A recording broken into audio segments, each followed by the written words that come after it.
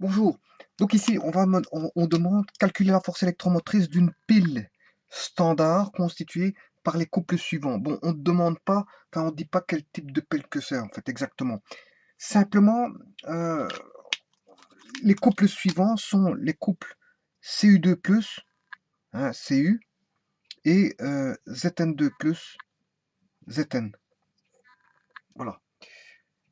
Donc ici, Cu2+, je peux écrire Cu2+, hein. C'est la même chose. Tout comme ici, je peux écrire Zn++, Zn. Voilà. Donc en fait, ils ont mis des couples, je veux dire,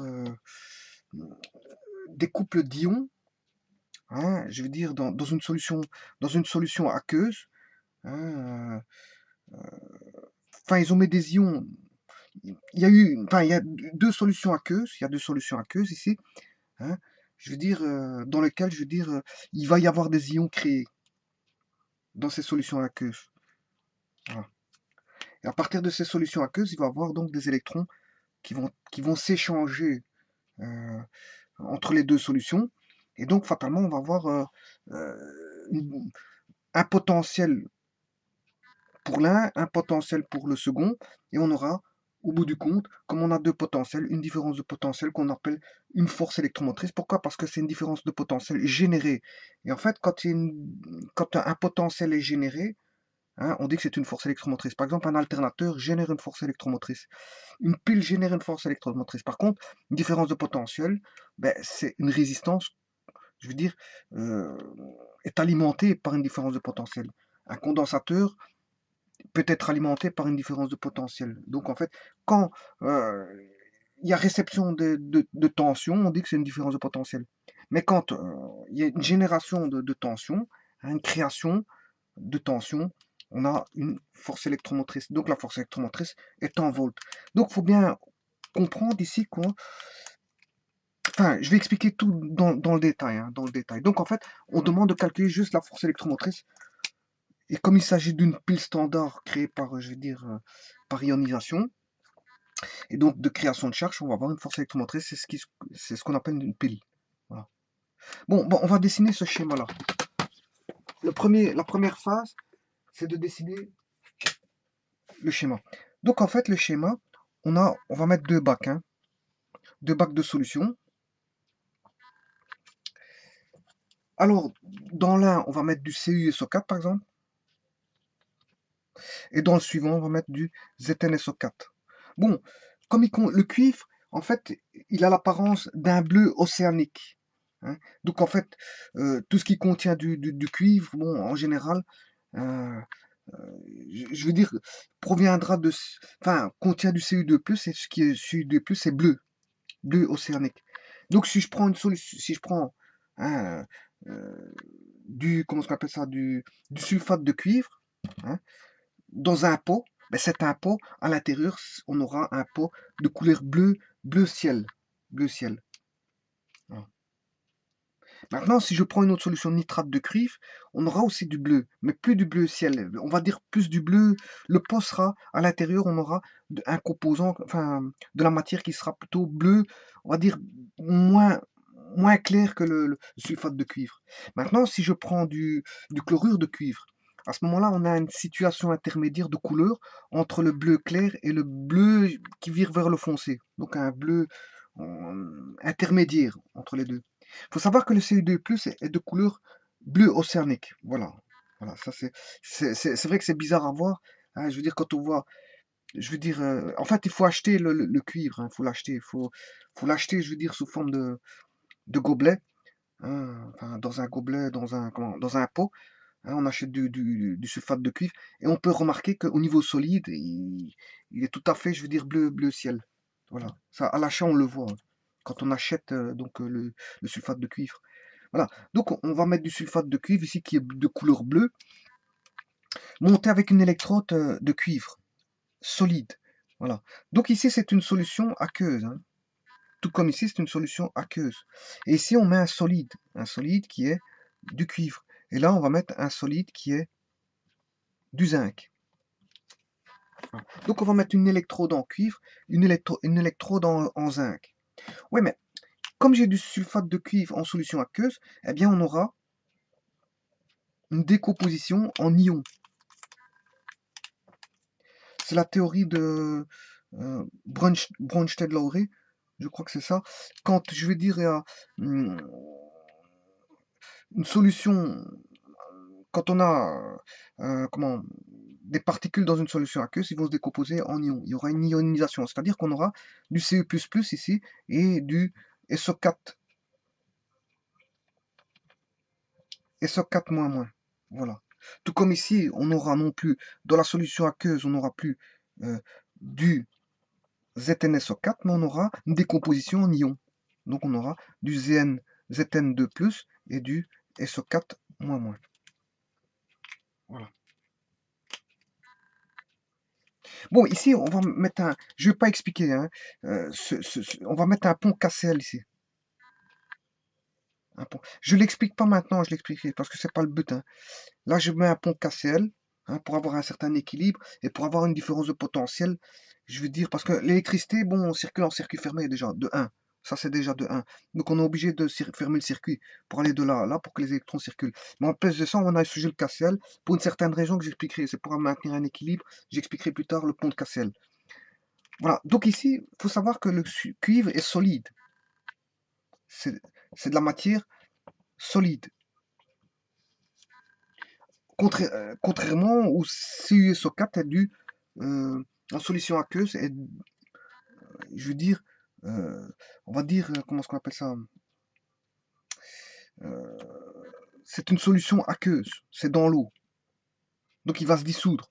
Ce sont des grains qui vont se dissoudre dans l'eau.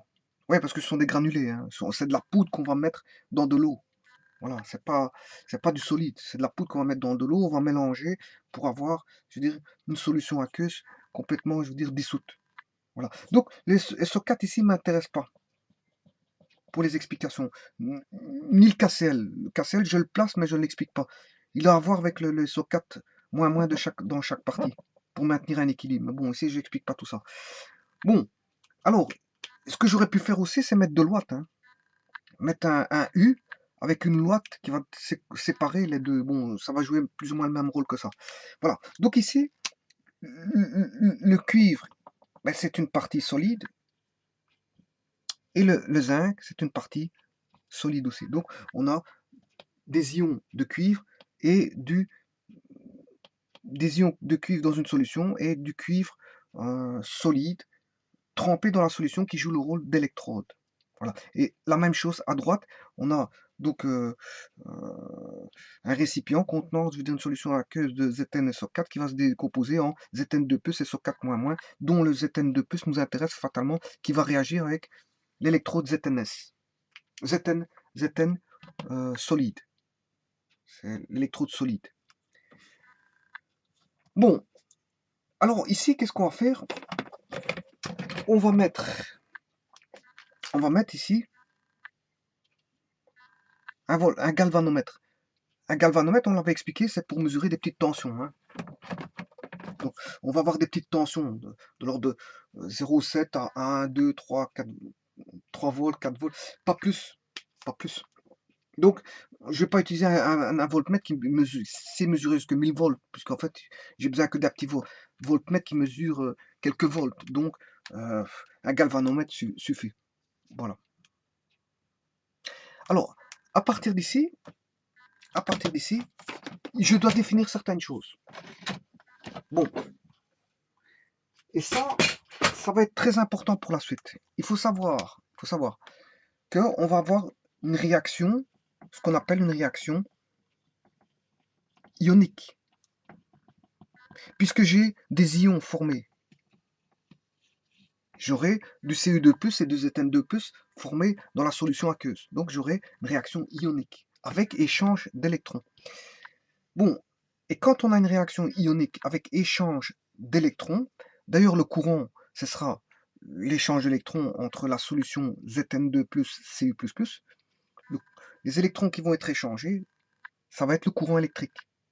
Donc, une réaction ionique dans laquelle il y a échange d'électrons, c'est ce qu'on appelle une réaction euh, d'oxydo-réduction.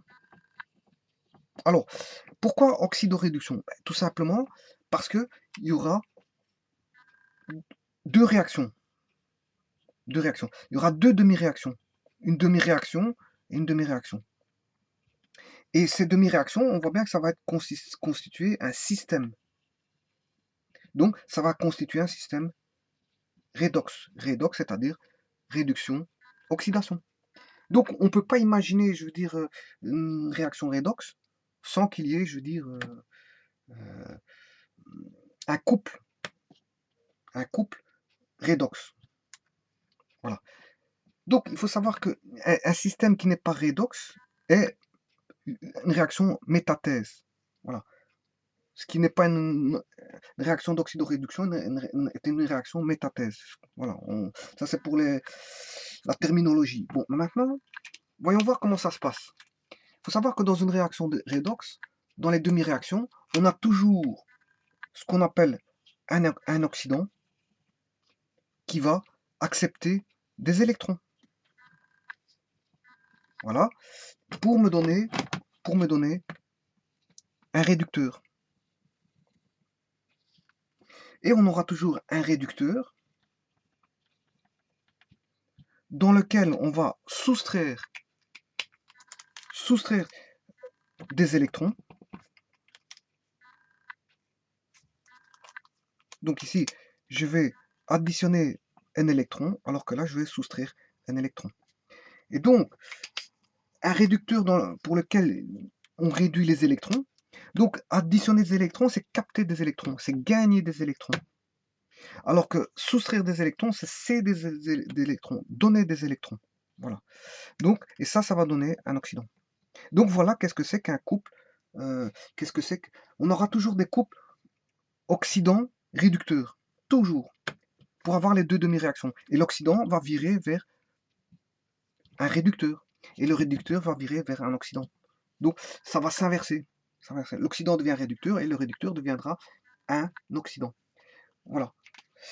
Voilà le système redox. Il est composé toujours de deux demi-équations. Voilà. Donc, ce qui veut dire ici que celui qui passe d'oxydant vers réducteur, c'est ce qu'on appelle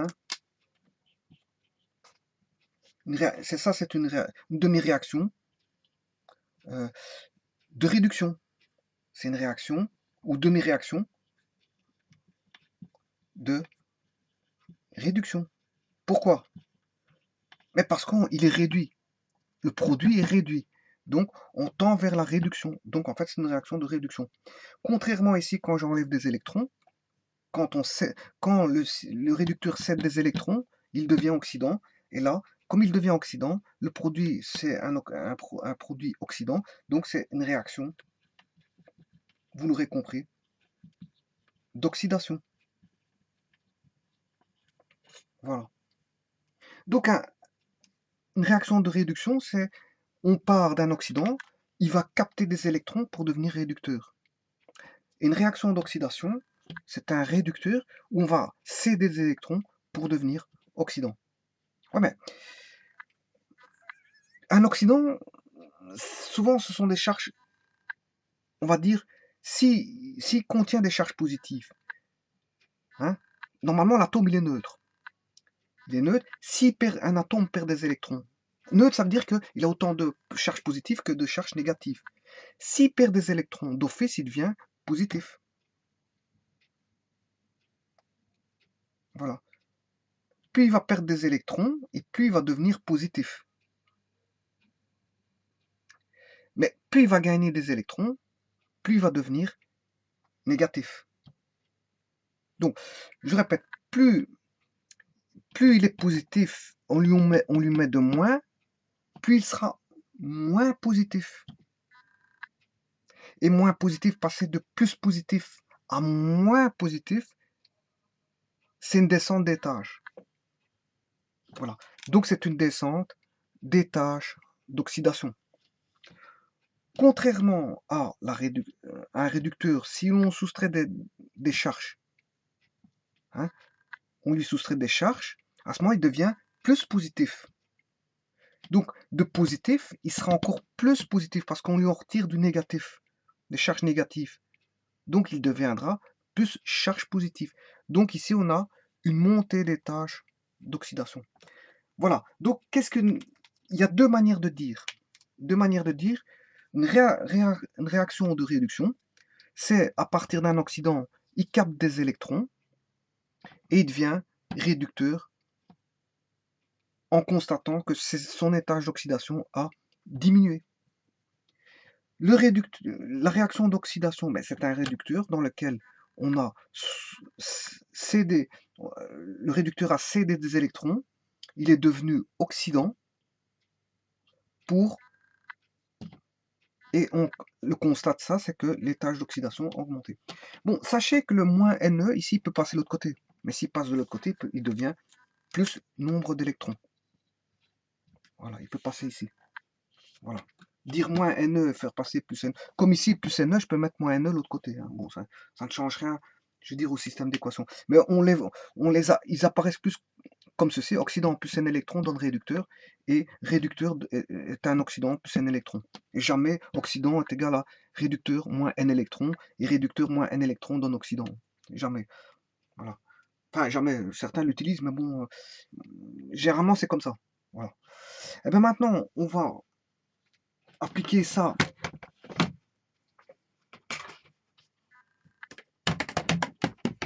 à notre couple Cu++, Cu++, Cu et Zn2+, Zn. Alors, il faut savoir qui est oxydant, qui est réducteur. Voilà. Eh bien, pour ça, il faut aller voir un tableau des échelles d'oxydoréduction. Voilà. Les échelles d'oxydoréduction, c'est ceci. C'est un tableau comme ceci. Voilà. Alors, ici, il faut bien savoir que, bon, le tableau-là est donné à une température de 25 degrés Celsius. C'est-à-dire 273 plus 25, ce qui fait 298 Kelvin.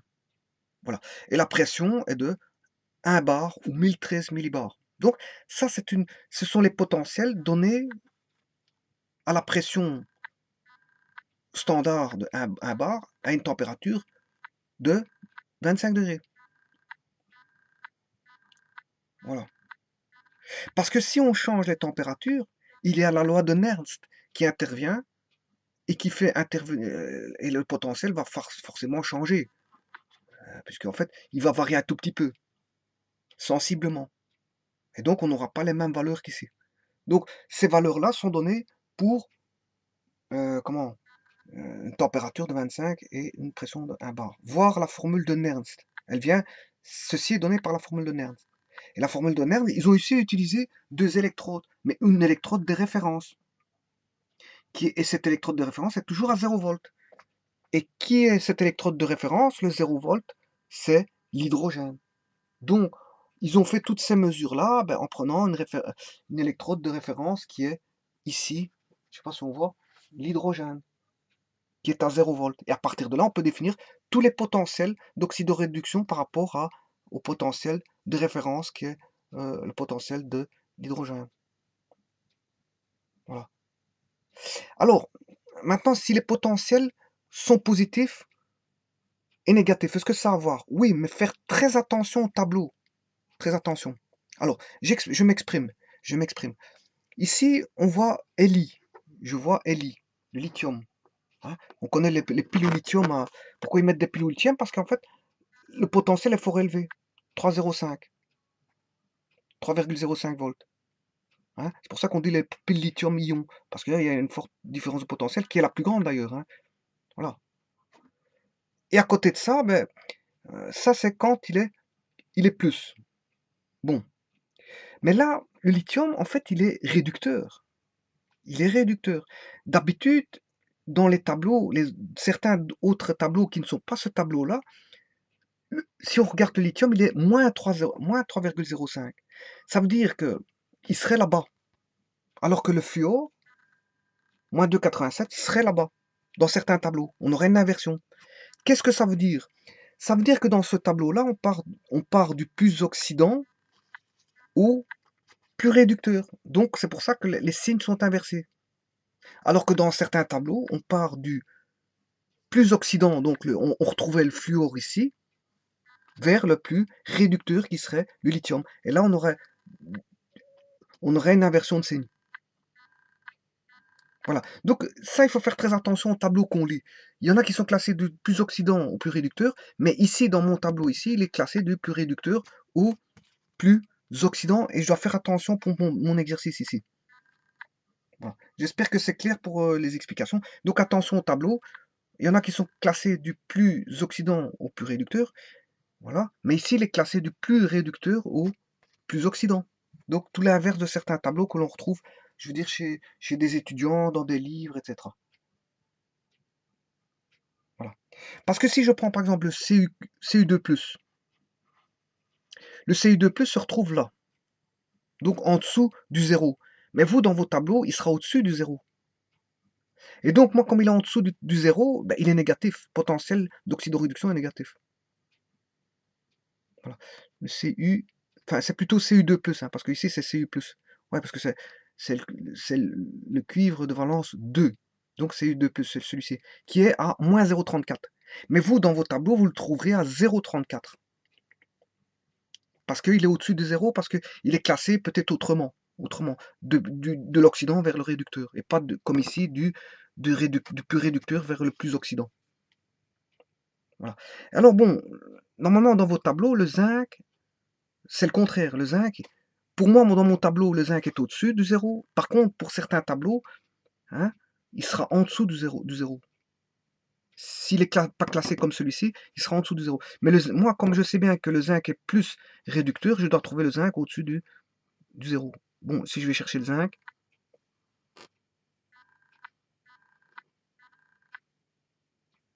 donc c'est Zn2+, hein, j'ai cherché. Voilà, il est là, tout ici.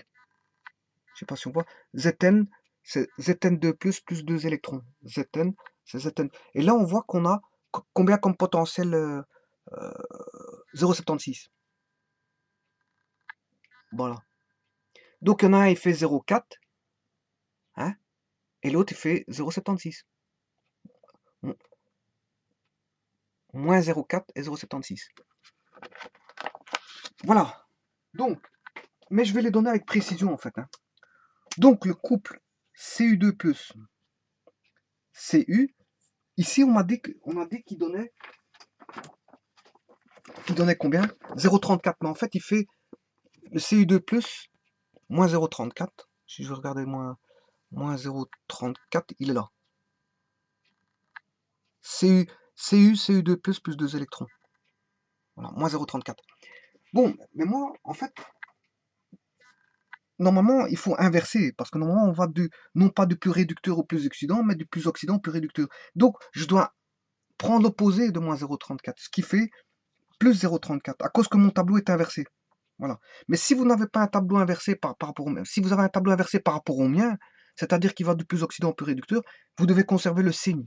Le signe, s'il vous donne 0, un plus, il faut conserver le plus. Si vous donnez un moins, il faut conserver le moins. Mais moi, comme le tableau est à l'envers, hein, du plus réducteur au plus oxydant, hein, je pars de le plus réducteur au plus oxydant, tout est mis à l'envers, donc fatalement, je dois prendre l'opposé. Voilà, c'est juste ça. Bon, maintenant, ici, le Zn2+, Zn, Zn2 plus Zn, donc le couple qu'on a ici.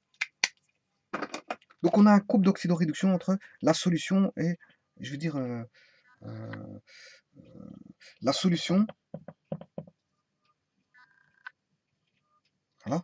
Et là, on a un couple d'oxydoréduction ici. Donc on a un potentiel qui va exister. Il y a un potentiel qui va exister. Un potentiel électrique. Voilà. De 0,34 volts. Alors, je vais donner la valeur exacte parce que c'est pas 0,34. Hein. Les vraies mesures donnent 0,300, c'était 300, 300, 300. Ouais, c'est proche de 34, de 40, mais c'est 337 volts. Et Zn2 plus Zn, c'est pas comme on avait dans le tableau 0, moins 0. Ouais, on avait 0,76. Hein. Donc ici, moi, je vais mettre moins 0,76. Mais en fait, c'est pas moins 0,76. En réalité, c'est moins 0,700. 0,76. C'est 0,763. Voilà.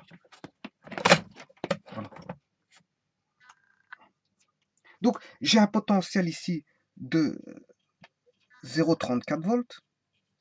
Et j'ai un potentiel ici entre Zn, Zn2 plus de moins 0,763 volts. Donc, je sais mesurer la tension ici. Mais malgré tout, je vais mettre les réactions. Donc, qu'est-ce qui est oxydant, qu'est-ce qui est réducteur? Bon, on a dit que le Cu2+, on va voir quelle réaction. Donc, qu'est-ce qui est oxydant? On a vu que le plus grand potentiel, c'était... donc, l'oxydant, le réducteur, c'était le zinc, Zn. Le zinc, donc, l'oxydant, on a vu dans le tableau. Dans le tableau, qu'est-ce qui est le plus en dessous? Ben, le cuivre. Et moi, j'ai un tableau qui donne les oxydants en dessous du 0 volts. Donc, le cuivre est en dessous de 0 volts. Donc, comme il est classé du dessus vers le bas, le dessus c'est réducteur vers les oxydants. Donc, comme le cuivre est plus en dessous, donc il est plus oxydant dans mon tableau. Parce que vous n'avez pas les mêmes tableaux que moi. Donc, si vous avez le cuivre au-dessus et que vous avez un tableau qui est classé du plus oxydant au plus réducteur, vous le verrez si le fluor est tout au-dessus. Si le fluor est au-dessus, si le fluor est au-dessus, c'est que c'est du plus oxydant vers le plus réducteur. Et donc à ce moment-là, si le cuivre se trouve au-dessus de 0 et que le zinc sera en dessous de 0, pour vous, le cuivre sera oxydant et le zinc réducteur. Par contre, dans mon tableau, là, le Li est plus réducteur. Donc, on va retrouver le zinc au-dessus du 0 et le cuivre en dessous du 0. Et donc, je sais bien à ce moment-là que comme il est classé du plus, dans mon tableau à moi, plus réducteur vers le plus oxydant, donc comme le zinc est avant le cuivre, donc le zinc est réducteur et le cuivre est oxydant. Voilà. Donc, Cu2+, sera l'oxydant, d'après mon tableau. Et on peut le voir avec les potentiels. Hein. Les potentiels. Moi, il suffit de regarder le potentiel.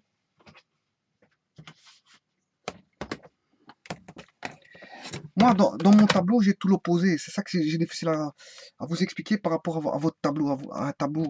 Ici, plus 0,337, il est plus grand que le... Là, il est plus, là, il est moins. Donc, fatalement, là, le cuivre, il est oxydant, là, il est réducteur. Voilà, je l'ai remis dans le contexte d'un tableau où il serait classé de plus oxydant vers plus réducteur. Parce que j'ai pris l'opposé, hein. J'avais moins 0,34, j'ai remis plus 0,34. Là, j'avais 0,76 volts, j'ai remis moins 0,76 pour le remettre dans un contexte d'un tableau qui serait classé du plus oxydant vers le plus réducteur. Donc, le plus oxydant, ce serait celui-ci, le cuivre, il est positif, en tension, il est plus grand que celui-ci. Hein. Donc, là, c'est facile. L'oxydant sera le cuivre, plus c'est l'oxydant, c'est le cuivre, et le réducteur sera le zinc.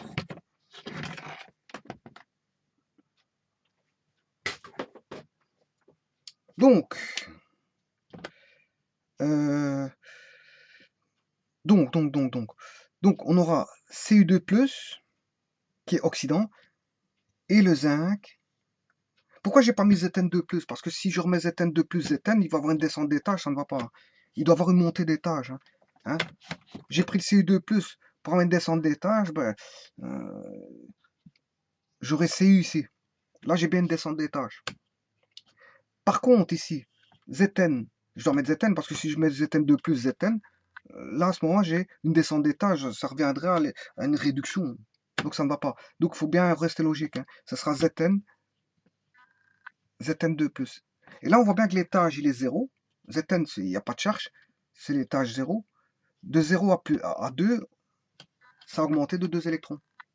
De 2 charges positives. Donc, l'étage d'oxydation, ici, il est plus 2. L'étage d'oxydation ici est plus 2. Alors qu'ici, l'étage d'oxydation est de Cu2+ à Cu0, il est de -2, les tâches d'oxydation. Voilà. Ouais, mais pour passer de 2 à 0, on a rajouté combien d'électrons? 2 électrons. Et là, on en a enlevé 2, ben, on met +2 ici. Hein. Voilà. Donc là, l'oxydant, je vais résumer ça.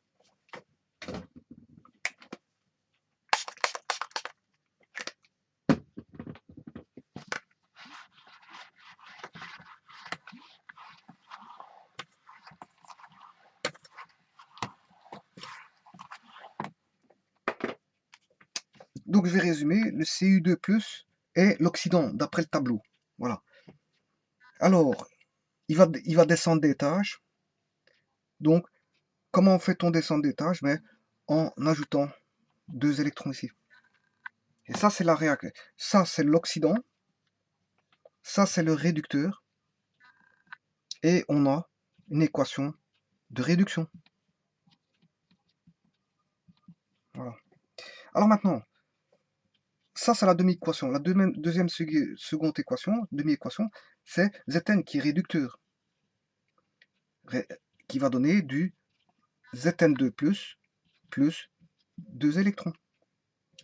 Et ça, c'est l'oxydant. Et on a, comme on a une demi-équation qui va d'un réducteur vers un oxydant, ben c'est une demi-équation d'oxydation.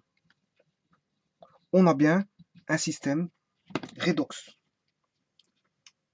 Ouais, maintenant, ceci, on peut l'écrire en une seule équation. Hein, on peut l'écrire en une seule équation.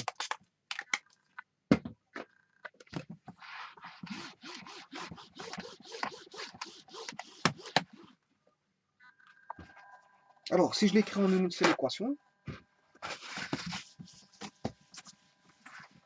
on aura Cu2+ plus Zn plus 2 électrons me donne du Cu plus Zn2+ plus 2 électrons. Voilà. Ce qui veut dire qu'à la base, j'avais des ions en interne. J'avais des ions. Enfin, je devrais mettre en bleu, parce que c'est vrai que le sulfate de cuivre est bleu. Bon, donc j'avais des ions Cu2+ en interne. Voilà. Là, j'ai du Zn2+ en interne. Donc, et qu'est-ce qui se passe? Le fait de mettre un couple oxydant réducteur Cu++ Cu,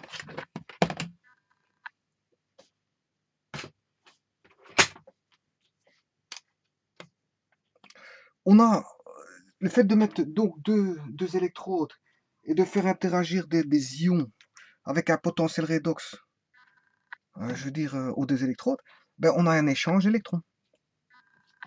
On a combien d'électrons échangés? 2. 2 électrons.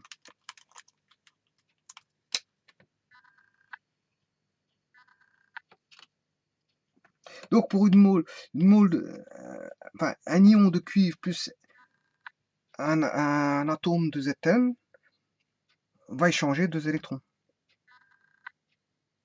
Pour un atome de cuivre, enfin un ion de cuivre, qui est un cation, parce que les ions positifs sont des cations, et les ions négatifs sont des anions. Donc ici on a un cation. Donc un cation plus un atome de zinc va échanger 2 électrons.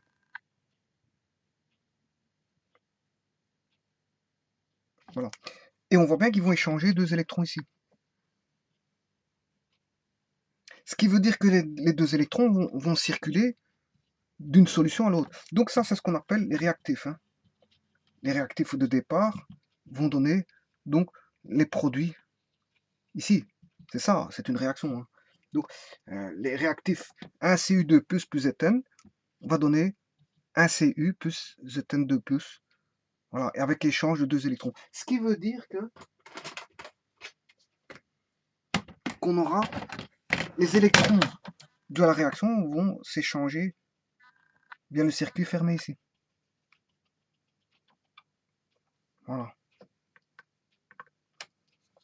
Ouais, mais il faut savoir que là où il y a la réduction, ce sera, je veux dire, l'électrode positive. Donc, on a dit que la réaction, si on s'en rappelle, on avait Cu2 plus 2 électrons, ça c'était l'oxydant, plus 2 électrons me donnait du Cu, ça c'était le réducteur, et on avait la réaction de réduction. Donc là où il y a la réduction, là où on a la réduction, la réaction de réduction, c'est une électrode positive qu'on va appeler une cathode. Donc la cathode est là. La cathode, c'est là où il y a la réaction de réduction. Et inversement, là où on a la réaction d'oxydation, ben, c'est la seconde. Hein. Si c'est le cuivre fait la réduction, ben, c'est que le zn fait l'oxydation. Donc, et l'oxydation, ce sera l'électrode négative ou anode. L'anode.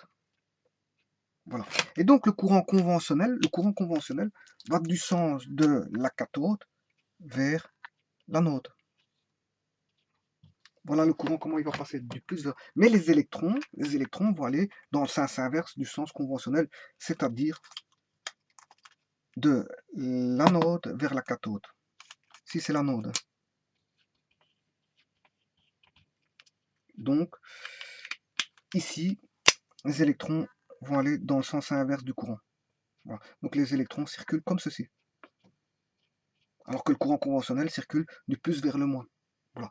Mais maintenant, on n'a pas correspondu à notre réponse, mais on aurait pu répondre depuis longtemps. Hein. Mais c'est tout simplement pour expliquer le système, je veux dire, de la pile, comment ça fonctionne, hein, en gros. Et parce que le calcul, il est simple. Le calcul, c'est de faire tout simplement le potentiel d'anode moins le potentiel de cathode. Et le potentiel d'anode, il vaut combien? On va faire notre calcul. On a dit potentiel de cathode. À la cathode, on aura combien? On aura le couple ici qui va réagir. On a dit qu'il y avait plus 0,336 volts. Alors qu'à l'anode,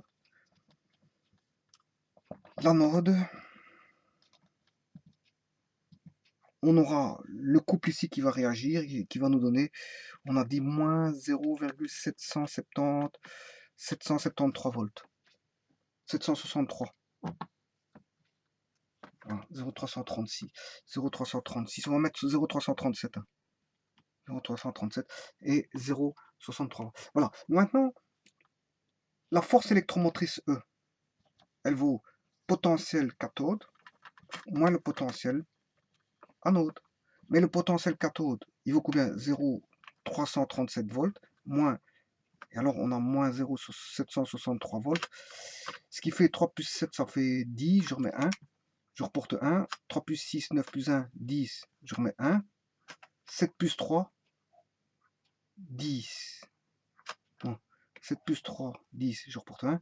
6 plus 3, 9, 10, je reporte 1. 7 plus 3, 10 et 1, ça fait 11. Donc on a, voilà, 1,1 volts. Voilà. Donc on a une pile de force électromotrice de 1,1 volts, pas plus si on met un couple de cuivre-zinc. Voilà. Donc, quelle est la tension qu'on va trouver sur une pile comme ça? Mais on aura tout simplement 1,1 volts, pas plus. Voilà. Maintenant, si je veux augmenter ma différence de potentiel, ben, je prends des éléments, par exemple, plus réducteurs. Je reprends, pour avoir une différence plus grande, ici, on a pris du Zn. Mais si je monte, par exemple, je vais prendre, voilà, le Zn est, on l'a dit, le Zn vaut moins 0,76. Voilà, ici. Le Zn vaut, j'espère qu'on le voit, moins 0,76, là où j'ai mon doigt. Par contre, si je prends le Mg, si je prends du Mg, là, il est plus réducteur que puisqu'il est plus au-dessus, dans mon tableau à moi, bien sûr, je répète, hein, parce que mon tableau, il sera peut-être inverse du vôtre. Le MG, il est plus réducteur que le ZN. Donc, celui-ci, si je fais une différence, si je fais une pile avec du MG à la place du ZN, toujours un couple CU2 plus CU et MG2 plus, j'aurai plus de différence de potentiel. J'aurai pas 1,1, mais j'aurai plus. Il suffit de faire le calcul, hein. Ça va, ça? Voilà. Donc, j'aurais pu répondre directement donc à la réponse, mais j'ai voulu expliquer, je veux dire, le système, je veux dire, de réaction ionique, c'est-à-dire le système oxydant-réducteur, et donc ce que c'est que la, une demi-réaction de réduction, une demi-réaction d'oxydation qu'on peut mettre sous forme d'une seule équation qui est le système le réduire à une seule équation qui est une équation d'oxydation-réduction. Voilà. Donc avec dans lequel participent des ions en interne de la solution, mais un échange d'électrons entre les deux solutions en externe de la solution, bien sûr, en externe et en interne. Voilà. Voilà. Donc, échange, transformation, je veux dire, on va dire réaction ionique, hein, à l'intérieur avec échange d'électrons. Les électrons circulent au travers du système. Et le pont de Cassel permet, bien sûr, aux électrons permet, je veux dire, que le système fonctionne, je veux dire, s'il n'y a pas de pont de Cassel, je veux dire, le système, je veux dire, ne fonctionnerait pas parce qu'il y aura plus on n'aurait plus un circuit fermé. Et donc, en électricité, on a besoin d'un circuit fermé. Si on n'a pas de circuit fermé, on n'aura pas de courant qui va passer, ça d'office, ça. Voilà.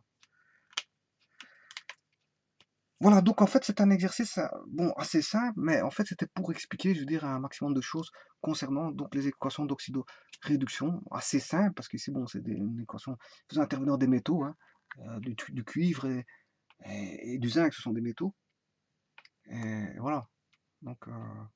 Donc, si ça peut aider pas mal de gens au niveau de certaines choses, euh,